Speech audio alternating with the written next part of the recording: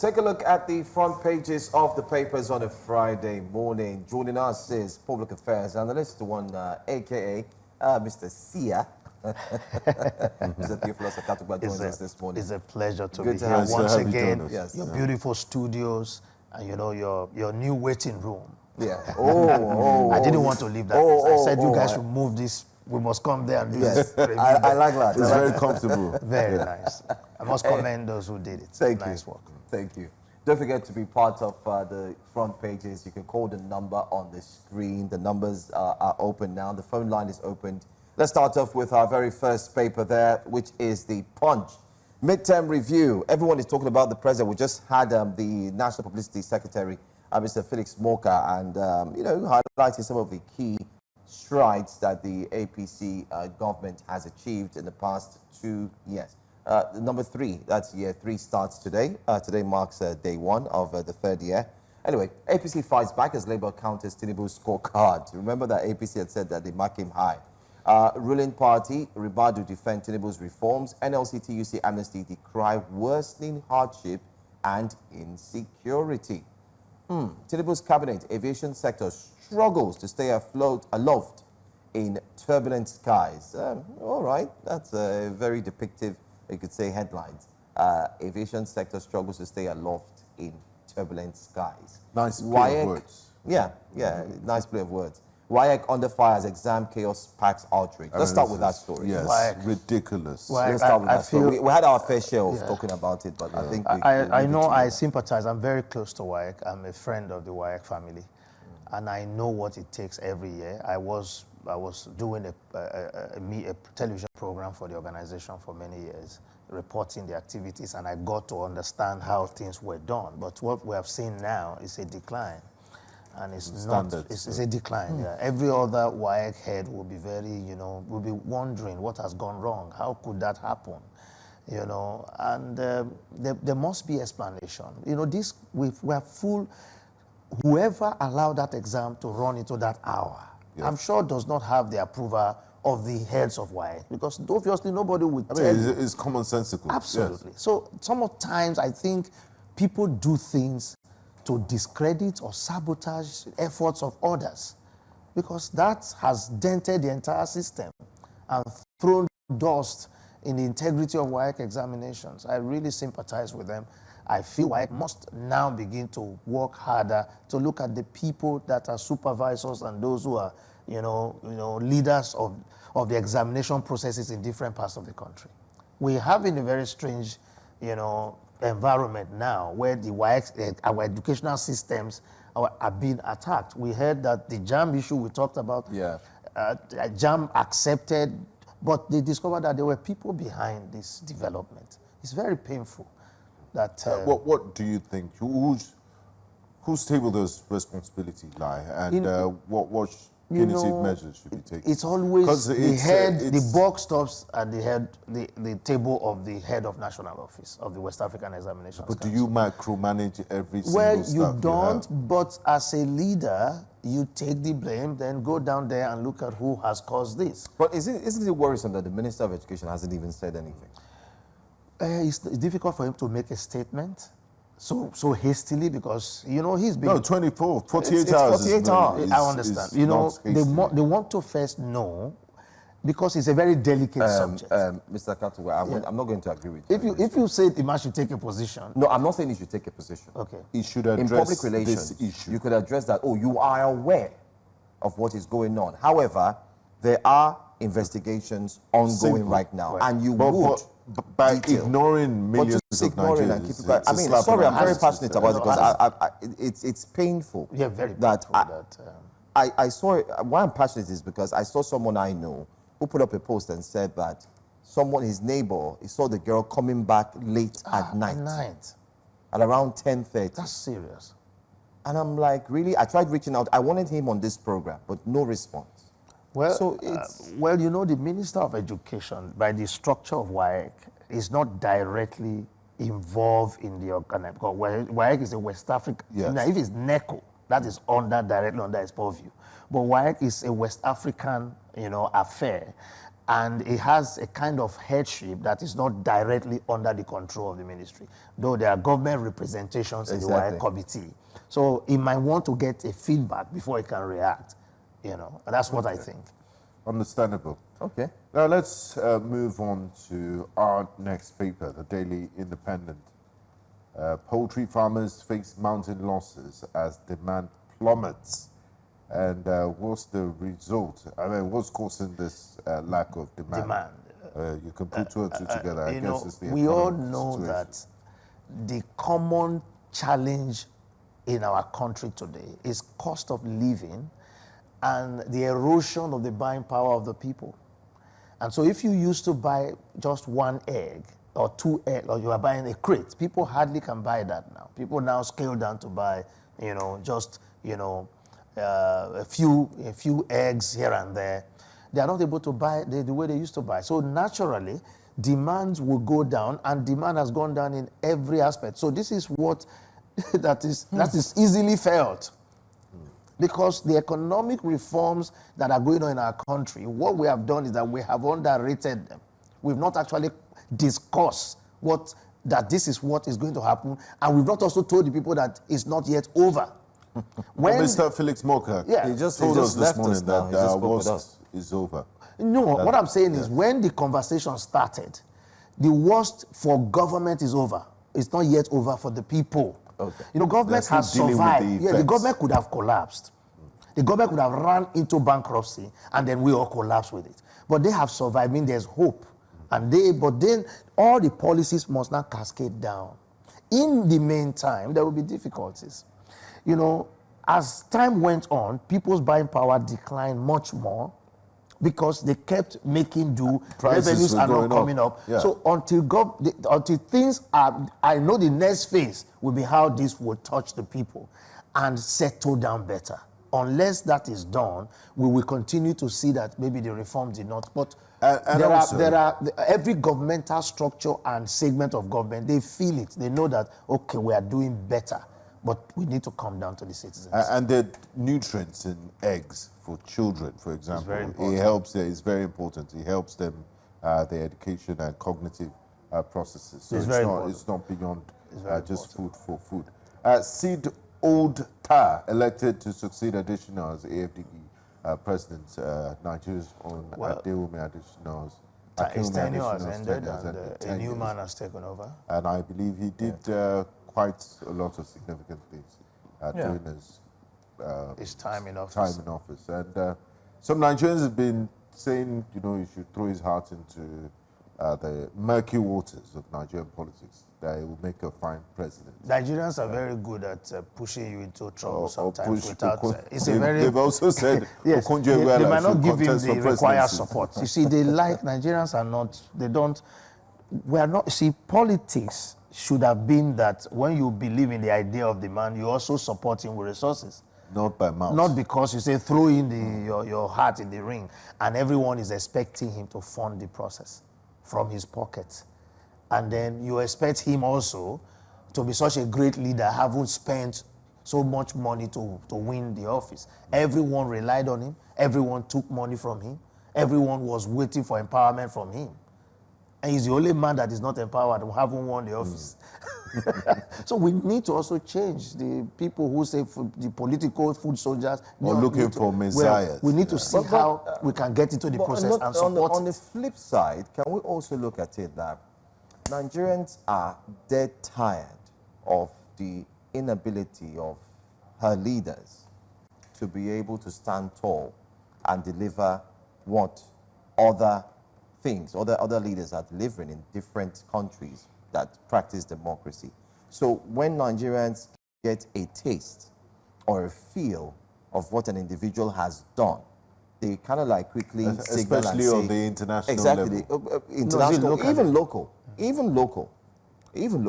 It's clarity of what it's what we saw in the 2023 elections, while many were moving towards Peter Obi, because they saw antecedents and said, oh, wait. Okay, this is it.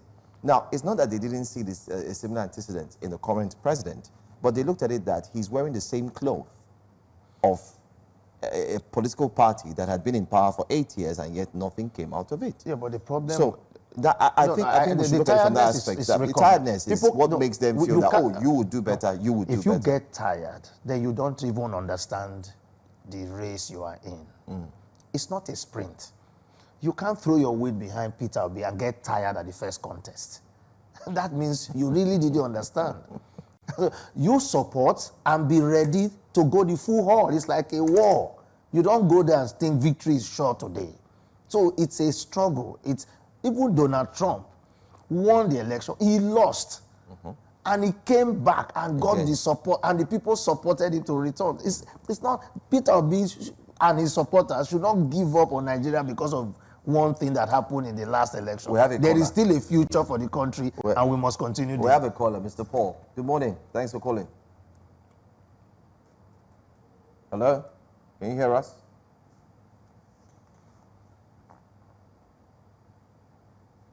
Okay. Can you hear us? Oh, I don't think he's there. Yes. All right, Benga. Let's take a so look at there's another story here on the front page of the Daily Independent.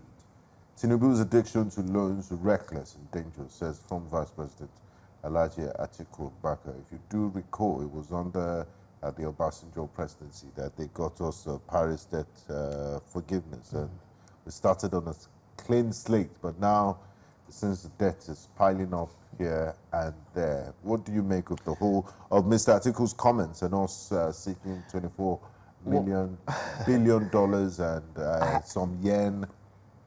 I used to think that really when I see sometimes this argument, the government in power want to borrow, those in opposition always will criticize them. Then when the opposition wins the office, they too will begin the borrowing. The opposition, go to Ghana, the same. Go to everywhere you have democracy, there is this quarrel that you are borrowing us into debt, we don't need loans. The question is, why do they borrow? Is it that we don't have enough inflow? The answer obviously is that our revenues are not as good. It's depleted. Most of it is used to service debt we already owe, and you need to galvanize development. So every businessman will always, but according how to sustainable what is Peter it? Obi You used to borrow on say, I top borrow of- Peter Obi will say, there's nothing wrong in borrowing. Because when he was asked, how would you have managed this floating of the currency, he said, would have borrowed. So borrowing is not a problem, it's not the issue. What is the issue is how's the money utilized. That's where Nigerians are questioning. And so this is where we should focus on. Because you need money to develop. Even the Western world, America is fighting now to cut down its debt. Donald Trump says America is in debt and they keep owing. Japan is 100 and something to the GDP. So if we keep pandering to these cheap arguments, then we won't be able to develop. But when you dismiss it as cheap, they do have valid reasons for opposing. Yes. In sense of the trust deficit and past antecedents of, white elephant projects, money is not accounted for and all of that. But I believe they have Okay, let's take this caller. Okay, we'll talk about this borrowing. We're not done yet, but let's take this caller. Hello, good morning. Yeah, good morning. Good morning. Paul, please go ahead with your contribution. So my question is this. Why is it that the policies of the government is not affecting the politicians in Nigeria? They are growing fatter, living huge and big, while the Nigerian masses suffer. Because if the policy is targeted at changing Nigeria, that policy will affect everybody in that country. Like Uruguay, when the president came in, that man used veto until he served his nation. He just passed on recently, and it was the country that didn't build for him. He had no driver. The policies were targeted at changing Uruguay, and he did change it. He never amassed wealth for himself or the politicians. But in the case of Nigeria, we are being told to tighten our belt, but those who are leading us are not tightening their belt. They are living huge, big. Nigerians are suffering. The policy is fine. When there is going to be a change, when... Oh, but I assume we understand what he said. What he said is that cascading. we don't operate the same system with Europe. comparing us with Europe. No, he said Uruguay. Uruguay, yeah, that's just a very extreme comparison. It's not. And the president he was referring to was I very know him. extreme. That's very extreme. You see, Nigerians pick and just compare us. You have to compare the history, the culture. We have a royal, what you call monarchical system from our traditions before we got democracy. So a lot of things, we still have the military rule that was unitary, that the politicians still think. So there's a lot of work to be done. Just picking and just comparing us will not serve your purpose. It makes your people just keep looking bad. They have a developmental trajectory, which is what is their culture. Now, he who is speaking now, if he's sent there to be a local government chairman, will he tell the people that, okay, since we don't have money, I'm going to work, I'm going to use it? Will he do the same? Because it's not easy to just criticize and not also hold the same standard. I believe that politicians need to be frugal. They need to be frugal. They need to be sensitive. That is the point. But I see too much of Nigerians demanding from politicians what they do not earn. Nigerians love it. Nigerians only criticize when they are not benefiting. How so? Average political follower, supporter, is looking for the man he supports to give him bread and take care of his needs. But is that a bad thing? I don't think... That is to the extent that the politician will look for money to feed those people who his supporters do not support him with resources. They only support him with presence and body, and he takes care of a large machinery of men and women financially. I mean, people want you to do your job. I don't know, but I don't. I mean, fix public infrastructure, do your job. Yeah, I mean, do if you fix the roads, I mean, we're not going to politicians to ask when you for fix money. the road, I give you a story of fixing the road. If the roads are good, I fixed a popular politicians in Delta told me they wanted to do a project in a community, and they went there, called the community, and said, we are doing this project. The youth there said no, that they should give them the money they want, that it's not that project they want. So, and he had to call in mobile police to leave the environment. But that's just, I would say that's possibly... I'll give you one story of one environment. And other politicians will tell you, they wake up in the morning, they see a lineup of men and women in front of their houses. They want this, they want that. All this you are demanding from that politician. It's not as if he worked and had earned a salary that will be able to take care of you. Well, I think I might have a different opinion on this. We'll come back. And the reason is because the caller said that why are they not frugal? Why are they living lavishly? And it's obvious. You tell people tighten your belt, but you're not tightening yours. We're seeing 50 and it's just obvious. And we don't need to be blind to see it. So I think that's the angle we should look at. Let's leave those community ones are basic. We know that these challenges will come, and we know these challenges come as a result of what the politicians have equally done. Because prior to elections, you mobilize these guys, you give them money, you do all of that. What do you think will happen after you win? Wouldn't you give them more money? The power is in the citizen's hand to always not make the person have an excuse to take money from the treasury. Okay, we have a phone call from Elder David. Let's take that call. Good morning, Elder David. Not make the person have an excuse to take. Can you speak up, please, Elder David? We can't hear you. Please. Good morning, sir. May God bless all of you there. Thank you. But there's one thing I want people to understand. The problem of Nigeria is leadership. And if we must know, as you all are there, I pray by the grace of God, that most of you will retire one day and be enjoying what you labor for. What Tinubus is doing today, we should praise him because he inherited a problem. For only 2 years, all those programs we have seen, road network and others, are they actually correct? If they are correct, it's happening in all the whole state all over. Then why are we doubting him? He's just Jesus Christ. Even in America, it is developing. This will come to solve a problem created by the same people regrouping today. I want to tell you, I said I retired in 1998. Obasanjo closed down 34 parastatals. Sold all the whole asset. All of us will lose our pension rights. I was in PDP. Where are those who have worked for Obasanjo? And El-Rufai today was the Director General of BPE. Atiku, all the states, all the Minister of State, we under him.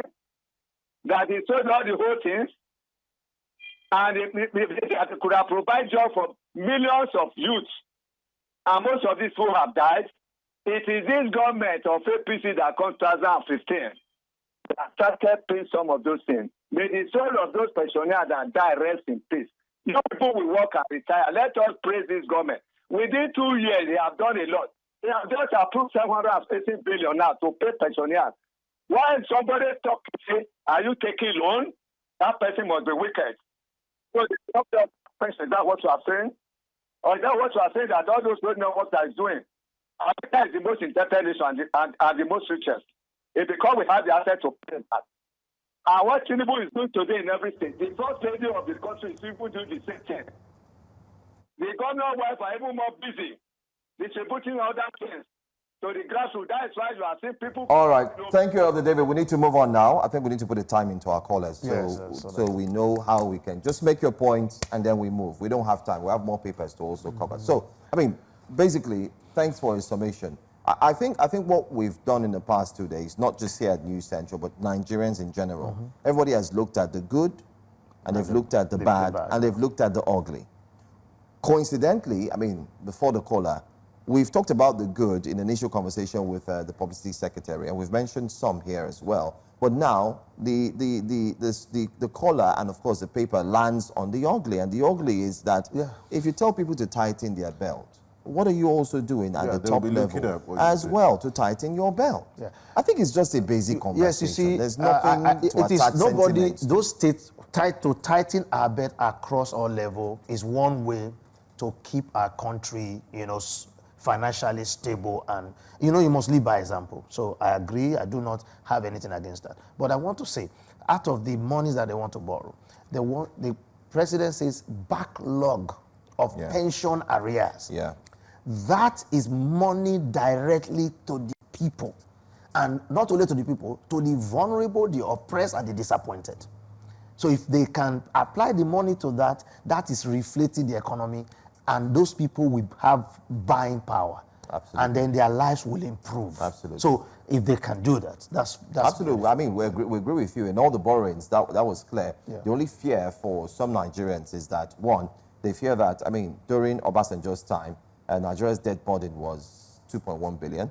And then if you look at the late President Musa Yar'Adua, and combined with President Goodluck Ebele Jonathan, Nigeria had a debt burden of about 7.3 billion. And now, if you move upwards and then come to President Muhammadu Buhari's time, it increased from 7.3 billion to 41 billion. 41.8. Now, you see where Nigerians' agitation started from 7.3 billion dollars to 41.8 billion.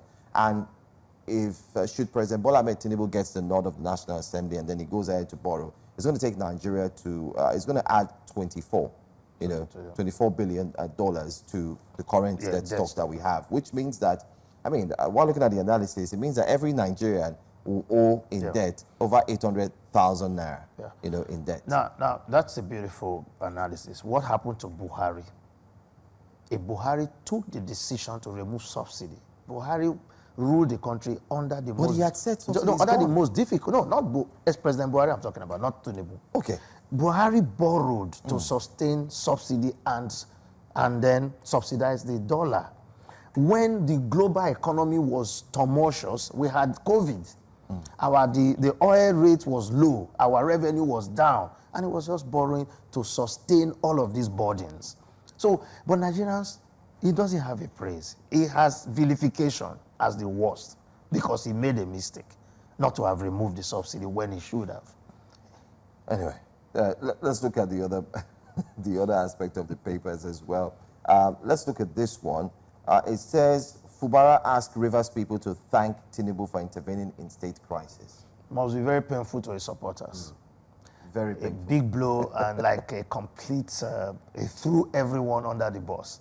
I saw that statement yesterday. And you know, Governor Fubara lacked the tact and his capacity. I think as an accountant, he was not very interactive. So thrown into where he has to speak, he he speaks in a manner that almost disappoints everybody, because that's exactly his feeling that he has expressed.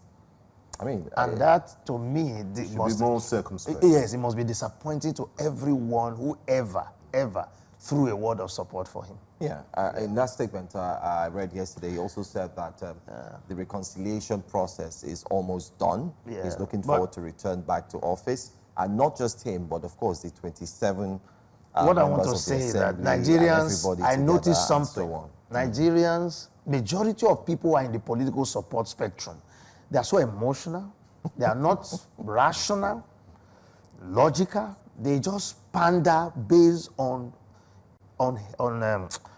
either their hatred for the individuals concerned.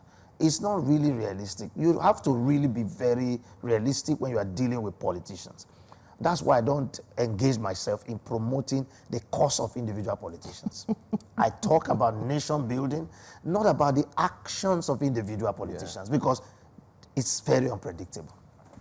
I can imagine that.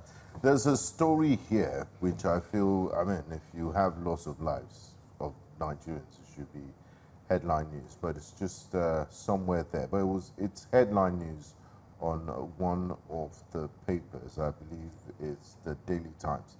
21 dead, dozens missing in deadly Niger Flash floods. NIMET had been sounding the alarm months ago. The Nigerian Emergency Management Agency, NEMA, has also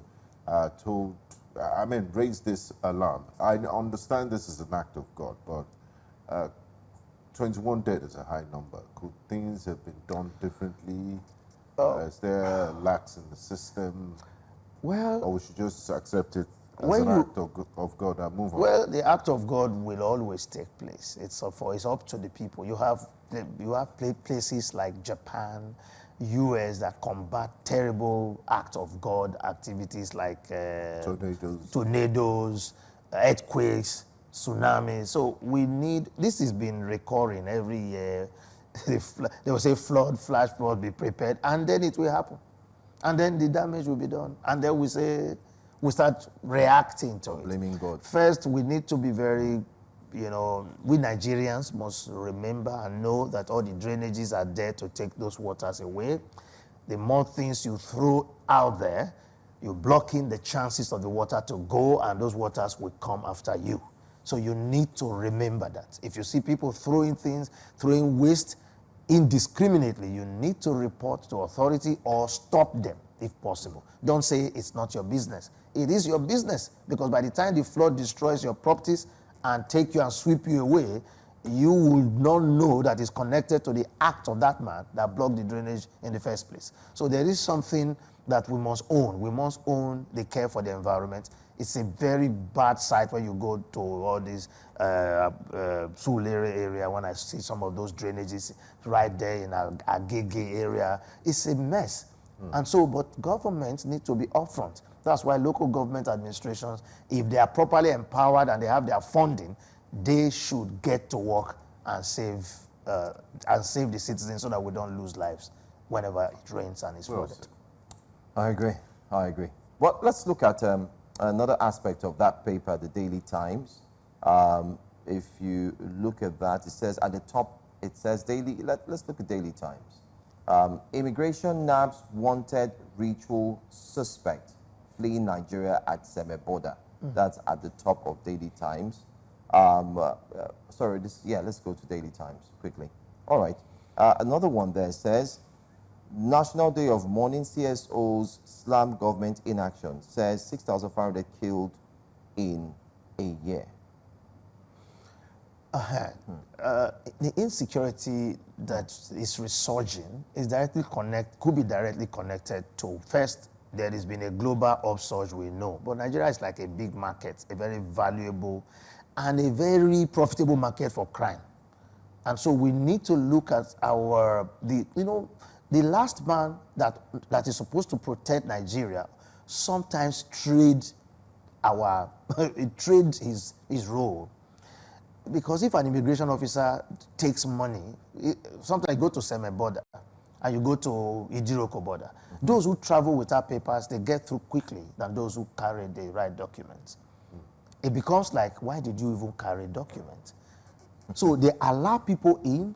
If you have money to pay, they might not even check you. And you could move in with ammunition and move out. So we think we are blaming ourselves, we are blaming the government, but we should look at our fellow citizens who are manning the gates. Are they doing the right thing? Are they doing what you call trading the security systems for money? How do you think all these people come into the country and they go out so easily? But we thank God that they have caught this guy this time by whatever vigilance. And so I'm hoping that there's improved vigilance with Ribadu and our interior minister working together. My hope. But don't forget that when there's hardship in the north of Nigeria, the poverty is chronic.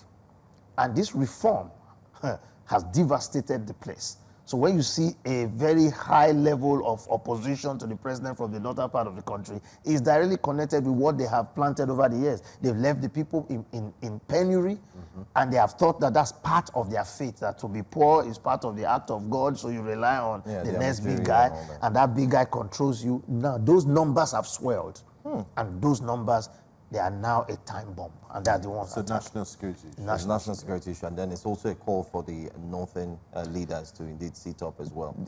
You see, when you didn't do it for many years, and suddenly there is this paradigm shift or something. That is, they are agitation. Yeah, the people are quiet, but they are very ready for anything, and so there's a lot need to be done. Thank you so much, Mr. Theophilus Akatugba. Always a great one having you here. Thank you very much. Always enjoy the analysis, any day, anytime. Thank you very much. And thanks to all who also called in. And for those calls we couldn't pick in between, we're sorry. You can join us again on Monday morning. It's Monday through Friday from 9 a.m. And we look forward to enjoy the conversations. Well, the assessing President Tinubus 2 years in office continues. Don't forget the third year kick-started today. So whatever the government needs to be done should start right and immediately. That's all from us here on Breakfast Central. My name is Joe.